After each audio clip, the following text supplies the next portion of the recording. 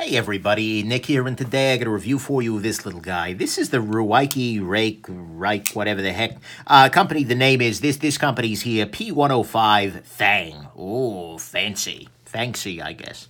Anyways, first off, though, I want to thank my buddy Pete over at Cedric A to Gear and Outdoors, another YouTube channel. You should check him out. But, very, very interesting little piece here, and he donated this guy, sent it to me all the way from Australia, and he's done a review on this guy already. Next thing, size comparison. This is not a small knife.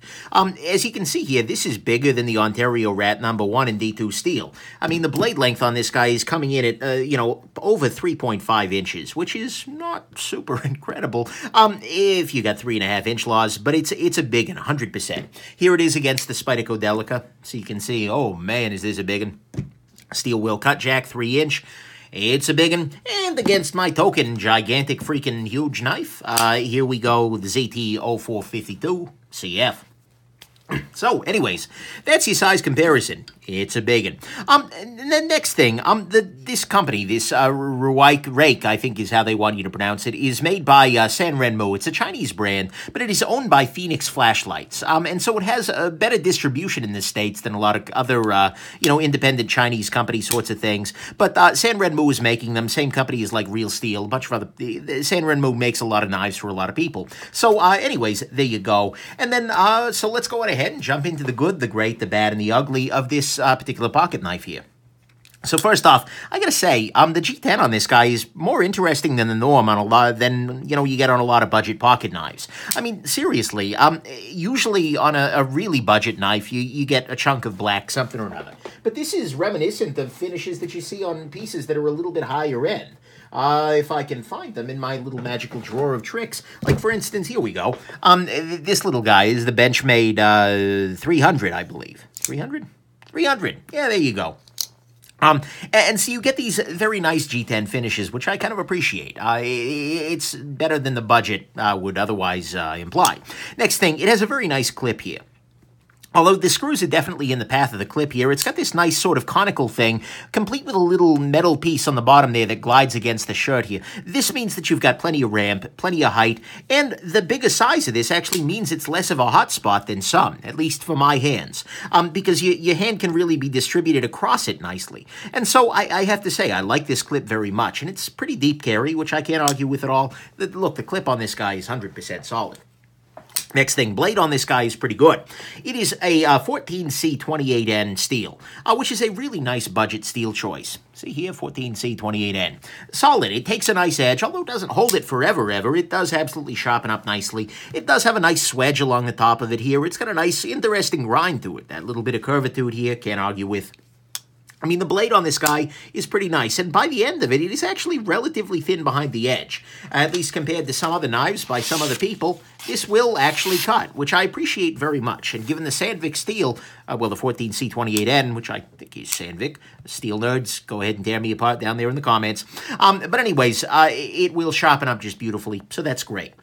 Next thing, the contouring on the handle actually makes this a lot nicer in the hand than you would expect. Although there is certainly a lot of flatness, that you do get some contouring, and that contouring is actually helpful for the finger. This contouring here wraps nicely with the index finger. Up here, this allows a little bit more of a pinch cut if you needed to. The contouring works pretty well for me, and so ergonomically speaking, it's doing pretty decently.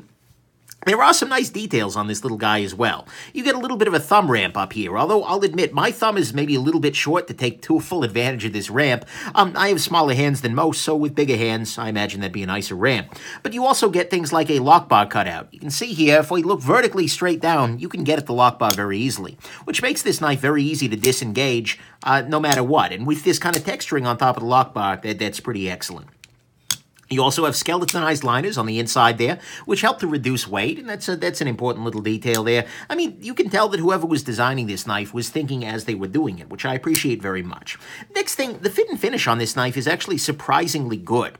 It has a full back spacer in there, but there are no gaps. I'm looking at it up against a window there, and I'm not seeing any little gaps here, which usually are a common fit and finish foul. If I drag my fingers across here, yeah, I can feel that there's a little difference, but it's not like, oh my God, at one place it's forward, in one place it's back. No, I mean, fit and finish-wise, they're doing pretty decent here for the price. And that brings us to the last good thing, which is that price. $35.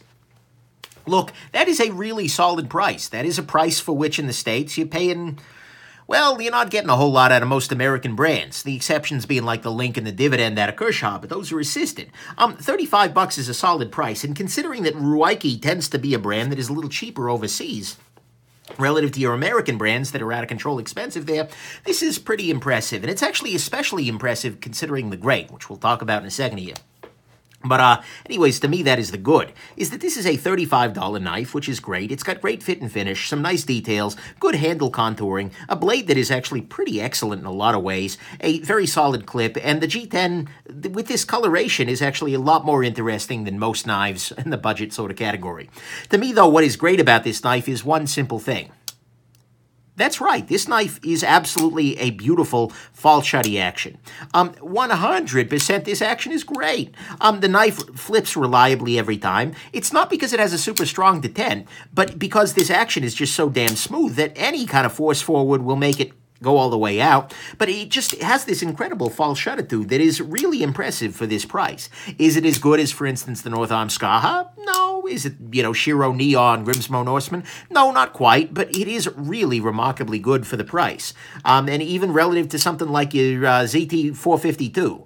We're in the same sort of ballpark here, which is really impressive. You're never quite sure whether every one of them has the same sort of action as this one does.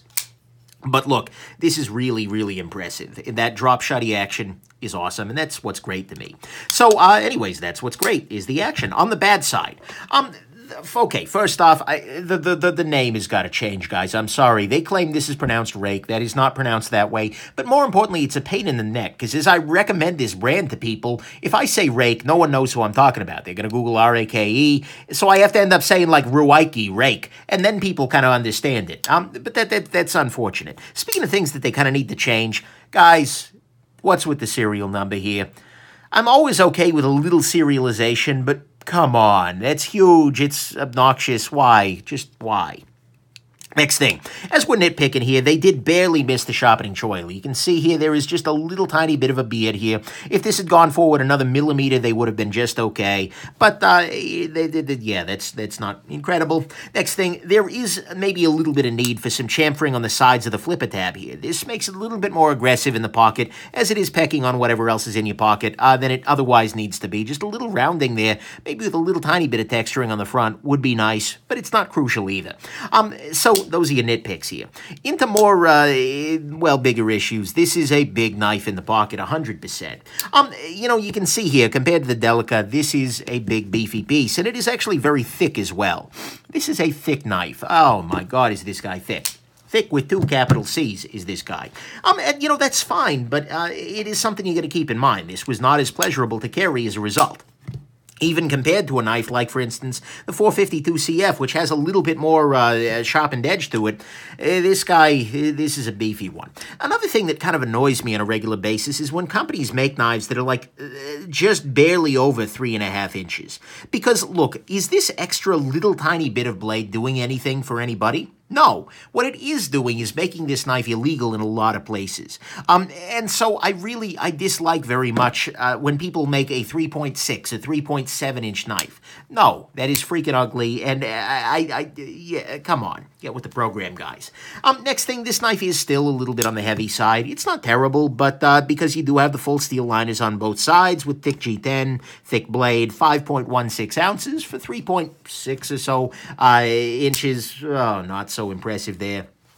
The detent on this guy. So I was talking about how the action is very good, but it's not actually because the detent is super strong. If I just kind of press down, it pops out without a whole lot of need.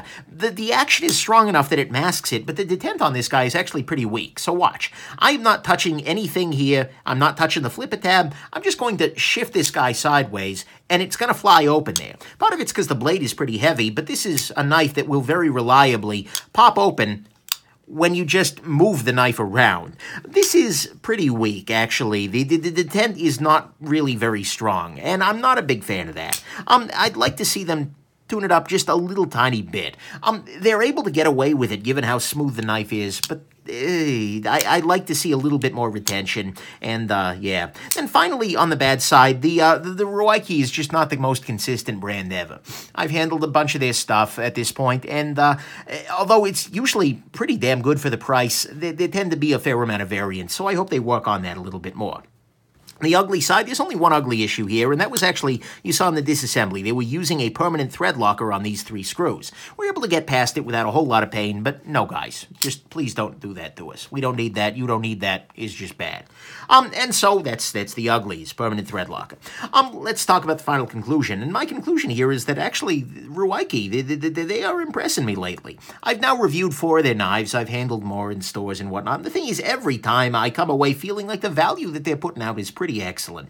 I mean, here, for $35, you are getting a pretty decently finished knife with a very nice blade and just an incredible smooth pivot. Along with the nice handle, solid overall feeling, some nice design touches, this is a really, actually pretty impressive value. To get a blade this big with this kind of action, at $35, I'm really pretty impressed here. Sure, it's got some issues for some folks. Particularly the size of this guy is absolutely big. This is a chubby bunny, 100%. And I would like to see that detent made a little bit harder because, well, that's not reassuring. But you know what? For the money, this is really impressive. And I can't really rake them over the coals too badly for it. And so I think this is a pretty Ruikeable knife, and yeah, that was terrible. And it's a pretty easy knife to recommend, especially if you're in a place where these are going to be way cheaper than a lot of the other alternatives that I often discuss on the channel. So anyways, very nice little piece for the price, and although it's got a little room to grow, it's actually pretty damn good as it is. So there you go. Hope this has been interesting, that you liked this review, and that you have yourselves just an absolutely wonderful rest of your day. Bye now. Thank you for watching. Okay.